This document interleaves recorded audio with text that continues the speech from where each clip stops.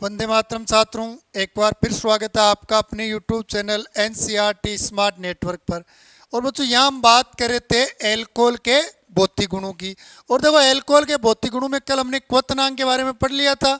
आज पढ़ेंगे हम विलेयता के बारे में। और विलेयता के बारे में पढ़ने के बाद पढ़ेंगे हम एल्कोहल के रासायनिक गुण। और एल्कोहल के रासायनिक गुण में आज पढ़ेंगे हम वे रिएक्शन जिनमें OH बंध टूटता है। तो देखो शुरुआत करते हैं हम अपने। सबसे पहले ले लेते हैं हम विलेयता की बात करते हैं। तो बच्चों अगर बात विलेयता की करें, हम सोल्यूबिलिटी की बात करें, तो एल्कोहल जो होते हैं, एल्कोहल जल में विलय होता है। एल्कोहल जल में विलय होता है। और एल्कोहल जल में विलय होता है बच्चों, क्यों होता है इसका कारण बताता हूं। क्योंकि एल्कोहल के कण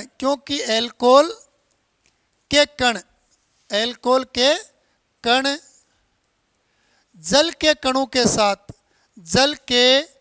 कणों के साथ अंतरा आणविक हाइड्रोजन बंध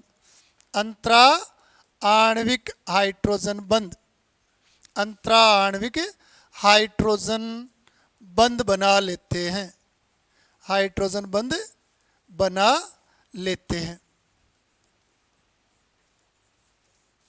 देखो बच्चों, एल्कोहल की बात करें तो एल्कोहल जल में क्या होता है, विलय होता है। और जल में विलय क्यों होता है, क्योंकि देखो एल्कोहल के कण जो है, एल्कोहल के कण जल के कणों के साथ अंतरा आणविक हाइड्रोजन बंध बना लेते हैं। अंतरा आणविक हाइड्रोजन बंध देखो कैसे बनता है ये समझते हैं। तो ये ले लिया मैंने एल्कोहल ROH, ये ले लिया मैंने जल HOH, ये फिर ले लिया मैंने एल्कोहल ROH, ये अपने पास जैसे। तो देखो अगर हम बंधु का विच्छेद करें तो ऑक्सीजन पर पार्शियल ऋणायन आएगा, हाइड्रोजन पर पार्शियल धनावेश। इसी प्रकार देखो ऑक्सीजन पर आंशिक ऋणावेश, हाइड्रोजन पर आंशिक धनावेश। इस पर ऋणावेश, हाइड्रोजन पर धनावेश, ऑक्सीजन पर ऋणावेश, हाइड्रोजन पर क्या आएगा, धनावेश। तो देखो ये ऋणावेश जो है वो तो बंध बना लेगा इस प्लस के साथ, और ये ऋणावेश जो है वो बंध बना लेगा इस प्लस के साथ। अब अपने पास मान लो हमने और एल्कोहल ले लिया ROH, तो यहाँ पर क्या आएगा, आंशिक ऋणायन या आंशिक धनावेश, तो ये बंध बना लेगा इस प्लस के साथ। तो ये इस प्रकार एक दूसरे के साथ क्या करते हैं, अंतरा आणविक हाइड्रोजन बंध बना लेते हैं, अंतरा आणविक हाइड्रोजन बंध। और बच्चों अंतरा आणविक हाइड्रोजन बंध जो है वो केवल वही अणु बनाते हैं जिनमें इलेक्ट्रोनेगेटिविटी में जो सबसे अधिक इलेक्ट्रोनेगेटिव तत्व है, फ्लोरीन, ऑक्सीजन या नाइट्रोजन। तो देखो एल्कोहल में O होता है, इसलिए जल के साथ अंतरा आणविक हाइड्रोजन बंध बना लेते हैं। और इस अंतरा आणविक हाइड्रोजन बंध के बनने के कारण ही एल्कोहल जो होता है इसकी जल में विलेयता होती है। देखो एक बार इसका स्क्रीनशॉट ले लो आप।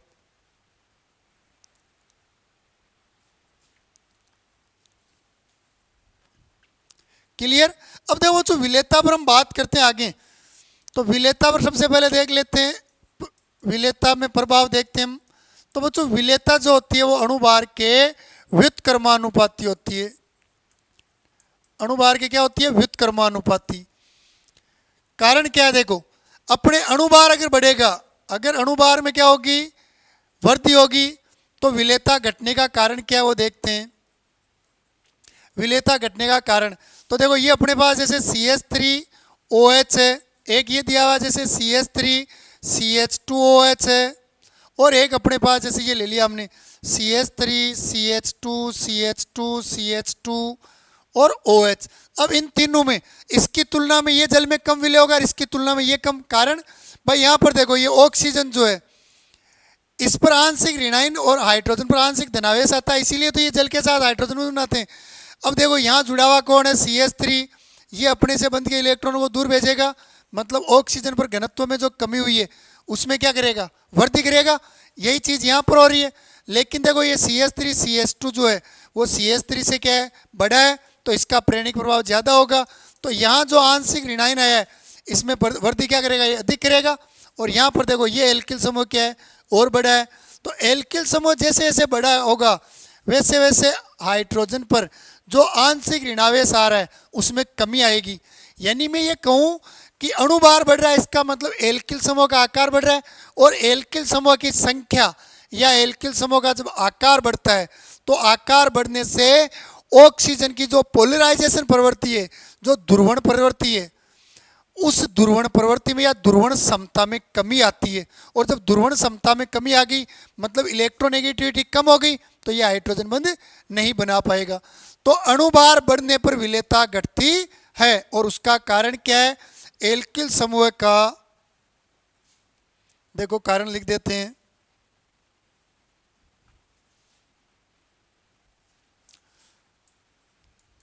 कारण लिखते हैं इसमें, ऑक्सीजन से जुड़े एल्किल समूह का आकार बढ़ने के कारण ऑक्सीजन की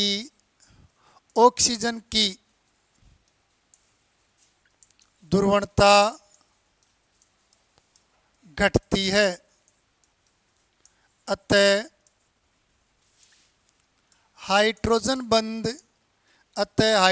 बंध बनाने की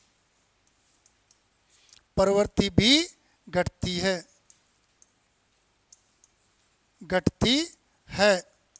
अतः विलेयता घटती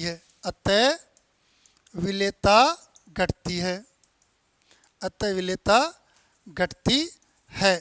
तो देखो जैसे आपके पास दो एग्जाम्पल दिए हुए हैं, एक तो ये दिया हुआ है CH3OH, CH3CH2OH, CH3CH2OH। तो इनमें आपसे पूछे कि कौन अधिक विलेय, तो आपको केवल क्या देखना है? अणुभार। तो CH3OH से CH2CH3 का अणुभार ज़्यादा है और CH3CH2OH से CH3CH2CH2OH का अणुभार ज़्यादा है, तो इनकी विलेयता क्रम ये होगा। क्लियर? एक बार स्क्रीनशॉट लो, देखें इसका। ठीक है भाई। देखो इसी प्रकार आगे देखते हैं हम। अगर अपने पास कोई पूछ ले 1 डिग्री अल्कोहल, 2 डिग्री अल्कोहल और 3 डिग्री अल्कोहल, इन तीनों की विलेयता का क्रम आपसे पूछा जाए कि 1 डिग्री, 2 डिग्री और 3 डिग्री अल्कोहल की विलेयता का क्रम क्या होगा, तो बच्चों इनकी विलेयता का क्रम ये होगा। 3 डिग्री अल्कोहल की तुलना में 2 डिग्री अल्कोहल हमेशा अधिक विलेय होता है और 2 डिग्री से 1 डिग्री की विलेयता ज़्यादा होती है। और ऐसा क्यों होता है वो सुनो। ये अपने पास जैसे CH3CH2OH है, हम समान अणुभार वाले ले लेते हैं। एक ये 2 डिग्री है जैसे CH3CH3 और OH, ये 1 डिग्री अल्कोहल है। ये क्या है? 2 डिग्री अल्कोहल है। एक ले लेते हैं 3 डिग्री अल्कोहल। देखो जैसे CH3 ये CH3 और ये OH। अब देखो इन तीनों का अणुभार तो इक्वल है, तीनों का अणुभार क्या है? समान। अब समान अणुभार कैसे पता करें कौन अधिक विलेय? तो भाई देखो ऑक्सीजन अधिक विद्युत ऋणी है, इसीलिए तो ये हाइड्रोजन बंध बनाता है, वो तो तीनों में ही समान है। लेकिन यहाँ देखो इस ऑक्सीजन पर ये जो कार्बन जुड़ा हुआ है, इस कार्बन पर 2 तो हाइड्रोजन है जिनका प्रेरणिक प्रभाव नगण्य है, लेकिन एक देखो एल्किल समूह है। इस एल्किल समूह का आकार बढ़ा है तो ये अपने बंध के इलेक्ट्रॉन दूर भेजेगा, तो इस पर घनत्व बढ़ेगा तो ये बंध के इलेक्ट्रॉनों को दूर भेज देगा, जिससे ऑक्सीजन पर इलेक्ट्रॉन घनत्व में जो कमी होती है उसकी क्षतिपूर्ति होगी। लेकिन यहाँ देखो, यहाँ ऑक्सीजन से CH जुड़ा हुआ है और इस CH पर देखो अपने पास 2 मेथिल समूह जुड़े हुए हैं, मतलब ये दोनों अपना इलेक्ट्रॉनों को दूर भेज रहे हैं। यानी इस 1 डिग्री की तुलना में ऑक्सीजन से जुड़ा कार्बन जो है, 1 डिग्री में ऑक्सीजन से जुड़े कार्बन पर केवल एक एल्किल समूह क्या कर रहा है? इलेक्ट्रॉन घनत्व बढ़ा रहा है। लेकिन 2 डिग्री में देखो ऑक्सीजन से जुड़े कार्बन पर 2 एल्किल समूह क्या कर रहे हैं? इलेक्ट्रॉन घनत्व बढ़ा रहे हैं। मतलब CH की इलेक्ट्रॉन प्रतिकर्षण क्षमता CH2 से ज़्यादा हो गई, और जब इसकी प्रतिकर्षण क्षमता ज़्यादा है मतलब ये इस बंध के इलेक्ट्रॉनों को ऑक्सीजन पर अधिक मात्रा में भेजेगा, जिससे ऑक्सीजन की ध्रुवणता घटेगी। इसी प्रकार देखो 3 डिग्री में ये कार्बन जो इस पर देखो 3 मेथिल समूह जुड़े हुए हैं, मतलब इस पर तीनों ओर से प्रतिकर्षण आ रहा है और जब तीनों ओर से प्रतिकर्षण प्रभाव आ रहा है, मतलब इस कार्बन का प्रतिकर्षण प्रभाव बढ़ गया, तो ये क्या करेगा, इस ऑक्सीजन का प्रतिकर्षण प्रभाव, इस ऑक्सीजन पर ज्यादा प्रतिकर्षण प्रभाव देगा। मतलब एक एल्किल समूह जिसका आकार बड़ा है उसकी तुलना में दो एल्किल समूह चाहे छोटे आकार के हो और उसकी तुलना में तीन एल्किल समूह जो होते हैं चाहे उनका भी आकार छोटा हो, उनका प्रेरणिक प्रभाव अधिक लगता है, जिससे ऑक्सीजन से जुड़े कार्बन के द्वारा ऑक्सीजन भी प्रेरणिक प्रभाव अधिक लगता है, जिससे ऑक्सीजन की ध्रुवणता में कमी आती है और ऑक्सीजन की ध्रुवणता में कमी आने से हाइड्रोजन बंध बनाने की कैपेसिटी घटती है, अतः जल में विलेयता भी घटती है। देखो इसका कारण लिखते हैं हम, ठीक है, विलेयता क्रम है। अब इसका कारण लिख लेते हैं हम। तो कारण क्या होगा, एल्कोहल में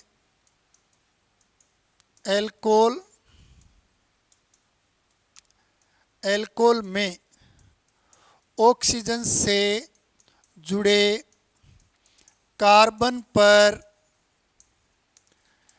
एल्किल समूह की संख्या बढ़ने से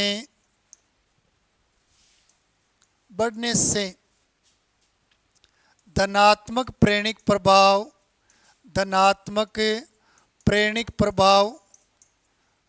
बढ़ता है। अतः कार्बन के द्वारा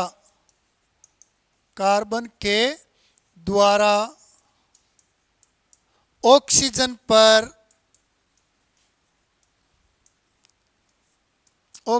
पर लगने वाला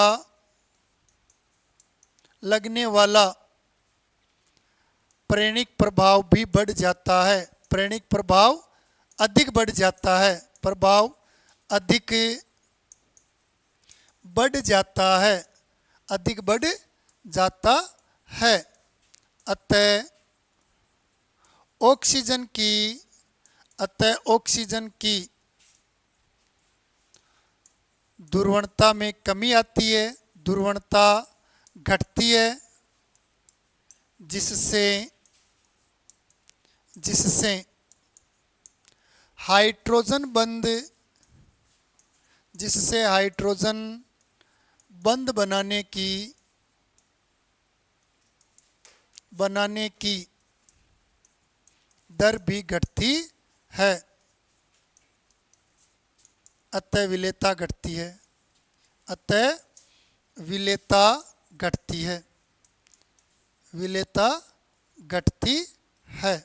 ये कारण है बच्चों एल्कोहल की विलेयता के क्रम का। एक बार स्क्रीनशॉट लो, देखिए इसका।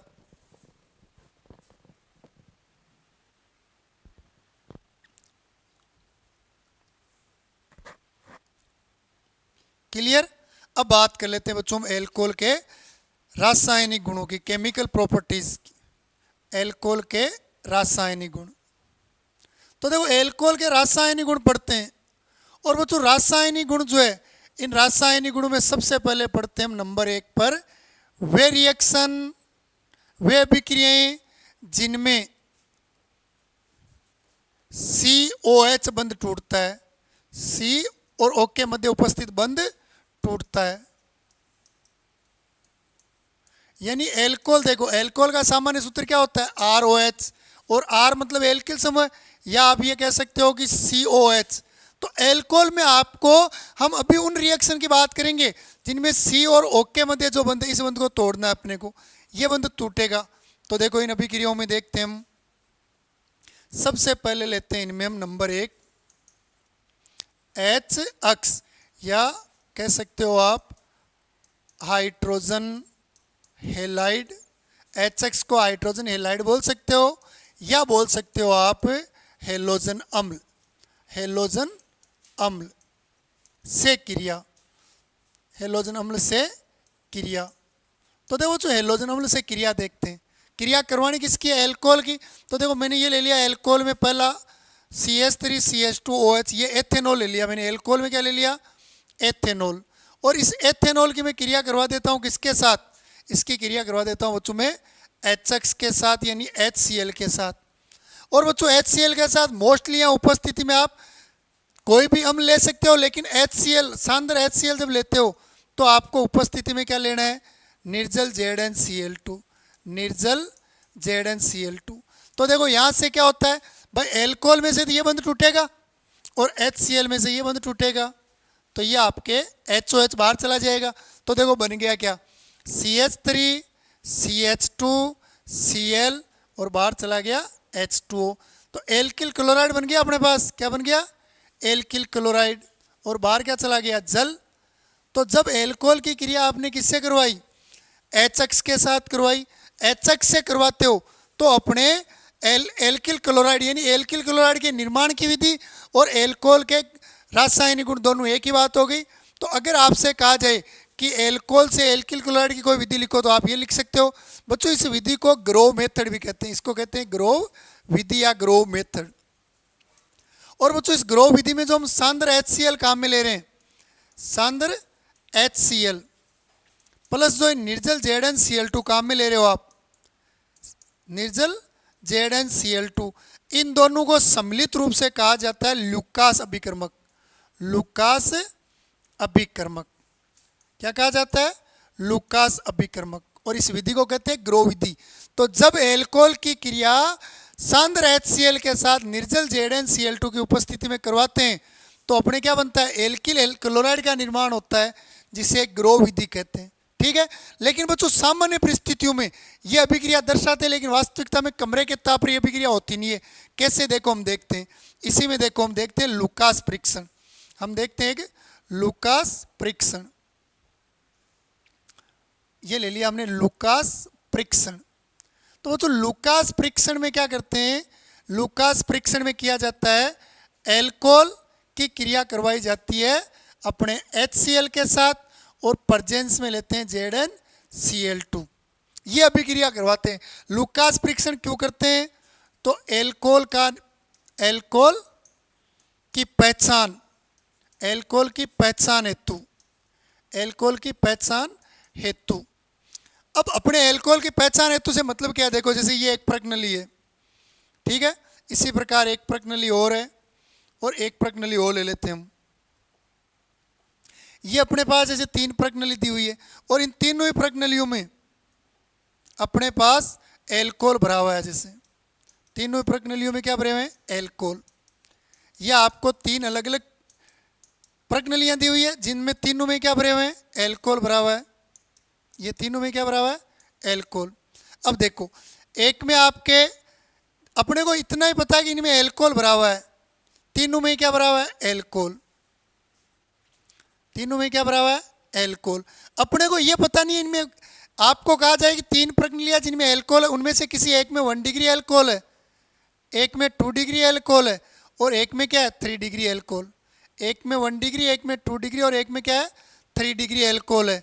तो आप बताओ इनमें से 1 डिग्री किस में, 2 डिग्री किस में और 3 डिग्री किस में, कैसे पहचान करोगे। तो बच्चों फिर आपके पास आता है लुकास परीक्षण। मतलब आप लुकास परीक्षण की सहायता से इनमें कौन से में 1 डिग्री एल्कोहल है, कौन से में 2 डिग्री एल्कोहल है, पता करना है। तो देखो इसका तरीका क्या है, आपको क्या करना है, जो आपके दिए हुए इनमें आपको कुछ बूंद HCl, सांद्र HCl और निर्जल ZnCl2 की मिलानी है, तीनों में ही 2-2 बूंद मिला दी। यही चीज़ इसमें मिला दो आप, सांद्र HCl और निर्जल ZnCl2, इनकी 2-2 बूंद मिला दी। इसी प्रकनली में भी यही मिला दो, सांद्र HCl प्लस निर्जल ZnCl2, जो क्या है लुकास अभिकर्मक, इनकी 2-2 बूंद मिला दी हमने। जैसे ही प्रकनलियों में इनकी 2-2 बूंद मिलाओगे तो अब देखो अगर मान लो इनमें से किसी में 3 डिग्री एल्कोहल है तो जहां 3 डिग्री एल्कोहल होगा वहां तुरंत धुंधलापन आ जाएगा। अगर 2 डिग्री एल्कोहल है तो 5 मिनट बाद आएगा धुंधलापन, और अगर 1 डिग्री एल्कोहल है तो कमरे के ताप पर कोई परिवर्तन नहीं होगा, कमरे के ताप पर कोई चेंजेस नहीं होगा, नो चेंजेस। और गर्म करोगे तो धुंधलापन आएगा। जैसे मान लो अपने को पता नहीं है, लेकिन हमने जब ये रिएक्शन की तो इसमें बीच वाली प्रकनली जो है इसमें तुरंत धुंधलापन आ गया। तुरंत क्या आ गया, धुंधलापन। इसका मतलब इस प्रणाली में एल्कोहल कौन सा है, 3 डिग्री एल्कोहल है। इस प्रणाली जो है इसमें धुंधलापन आने में 5 मिनट का समय लगा, 5 मिनट बाद धुंधलापन आया। इसका मतलब ये एल्कोहल कौन सा है, 2 डिग्री एल्कोहल है। और इसमें कमरे के ताप पर धुंधलापन नहीं आया, मतलब आपने इसको क्या करना पड़ा, गर्म करना पड़ा आपने। जब इसको गर्म किया, गर्म करने पर क्या आया, धुंधलापन। इसका मतलब ये कौन सा है, 1 डिग्री एल्कोहल। तो एल्कोहल जो होता है उनमें 1 डिग्री, 2 डिग्री, 3 डिग्री की अगर आपको पहचान करनी है तो आपको लुकास परीक्षण करना होता है, ये नॉर्मल है। तो देखो लुकास परीक्षण में रिएक्शन देखते हैं हम। अगर बच्चों मान लो आपके 3 डिग्री एल्कोहल है और इसमें जब 3 डिग्री एल्कोहल में आप क्या मिलाते हो, सांद्र HCl मिलाते हो, ये तो रिएक्ट करता है।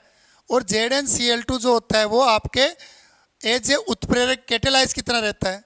तो जैसे ये मिलाओगे तो यहाँ से ये देखो जलकाणु बाहर चला जाएगा और आपके पास क्या होगा, CH3 C CH3 CH3, या आपके कौन जुड़ जाएगा, Cl, और बाहर कौन चला गया, H2O। तो 3 डिग्री एल्किल क्लोराइड बन जाएगा, 3 डिग्री एल्किल क्लोराइड बन रहा है। और ये क्रिया अगर हैंड टू हैंड हो रही है उसी समय, तब तो क्या है आपका 3 डिग्री एल्कोहल है। अगर आप 3 डिग्री एल्कोहल की जगह 2 डिग्री एल्कोहल लेते हो, कौन सा एल्कोहल लेते हो, 2 डिग्री एल्कोहल, जैसे CH3 CH CH3 और OH, इसकी क्रिया आप HCl से करवाते हो, रिएक्शन सेम वही होगी। अपने तो OH बंद बाहर चला जाएगा, उपस्थिति में आपने निर्जल ZnCl2 लिया है तो बाहर चला जाएगा, आपके उत्पाद ये बनेगा, ये अपने क्या बनेगा, उत्पाद 2 डिग्री एल्कोहल क्लोराइड। बाहर इसमें भी क्या जाना है, जल, लेकिन इस क्रिया में समय क्या लगेगा, ये 2 डिग्री एल्किल क्लोराइड है, ये क्रिया 5 मिनट बाद होगी। तो रिएक्शन 3 डिग्री एल्कोहल में ये होती है, 2 डिग्री एल्कोहल में। और बच्चों अगर 1 डिग्री एल्कोहल आपके पास जैसे ये दिया हुआ है और इसमें आप HCl मिलाते हो सांद्र और उपस्थिति में लेते हो आप ZnCl2, वो भी निर्जल, तो कमरे के ताप पर कोई रिएक्शन नहीं होगी, नो रिएक्शन, कोई अभिक्रिया नहीं होगी। लेकिन यदि आप इसको गर्म करोगे तो आपके धुंधलापन उत्पन्न होगा। तो ये होता है बच्चों आपके लुकास परीक्षण की क्रियाविधि। एक बार स्क्रीनशॉट लो देखिए इसका।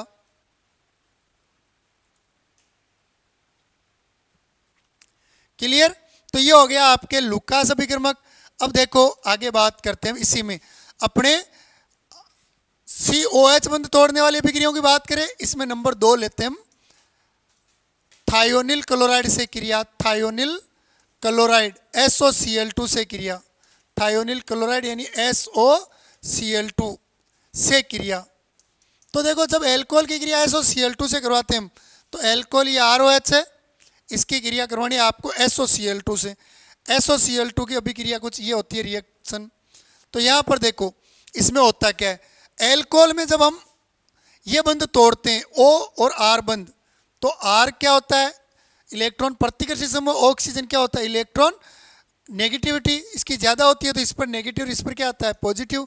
और जब इस बंध को तोड़ते हो तो भी ऑक्सीजन की विद्युत ऋणात्मकता ज़्यादा होती है, तो इस पर क्या होता है, पॉजिटिव, और इस पर क्या आता है, नेगेटिव।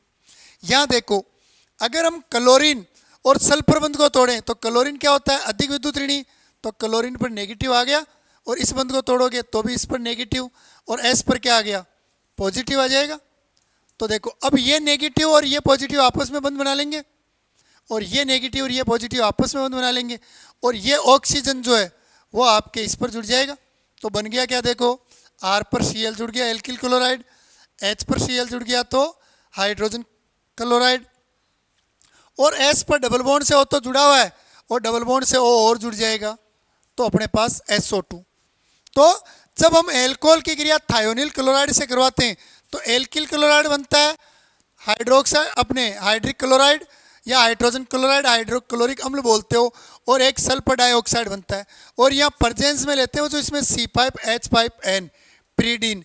अब देखो प्रीडीन से होता क्या है, ये जो HCl है इस HCl को ये प्रीडीन अवशोषित कर जाता है, इसका क्या कर लेता है, अवशोषण।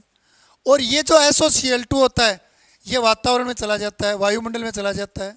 कहाँ चला जाता है, वायुमंडल में। तो अपने पास शेष क्या रहता है, केवल RCl। यानी ये बेटर क्वालिटी का होता है। क्वालिटी या आप बोल सकते हो उत्तम लब्धि, उच्च लब्धि या उत्तम उच्च लब्धि का बनता है। तो कई बार पूछते हैं एल्किल क्लोराइड बनाने की सबसे उत्तम विधि कौन सी है, तो थायोनिल क्लोराइड से क्रिया, जिसको डार्जन्स अभिक्रिया कहते हैं। क्या कहते हैं? डार्जन्स अभिक्रिया। तो देखो इसको मैं पूरी तरीके से लिख देता हूं। तो देखो अपने पास आपको क्रिया करवानी है एल्कोहल की, किसके साथ? थायोनिल क्लोराइड मतलब SOCl2 के साथ। तो ये एल्कोहल ROH, ये ले लिया SOCl2। तो यहाँ से क्या होता है, SOCl2 में एक तो HCl बाहर चला जाता है, एक आपके RCl बाहर चला जाता है। उपस्थिति में C5H5N लेते हैं तो बन गया एल्किल क्लोराइड, हाइड्रोजन क्लोरिक अम्ल, और एक SO2 तो चला जाता है वायुमंडल में, और HCl को ये अवशोषित कर लेता है। इसलिए बनने वाले एल्किल क्लोराइड की क्वालिटी जो होती है बहुत उत्तम होती है। ये होती है बच्चों आपके डार्जिन्स अभिक्रिया। क्लियर? कोई समस्या? बच्चों डार्जिन्स अभिक्रिया से हम एल्किल क्लोराइड बना सकते हैं, एल्किल ब्रोमाइड नहीं बना सकते।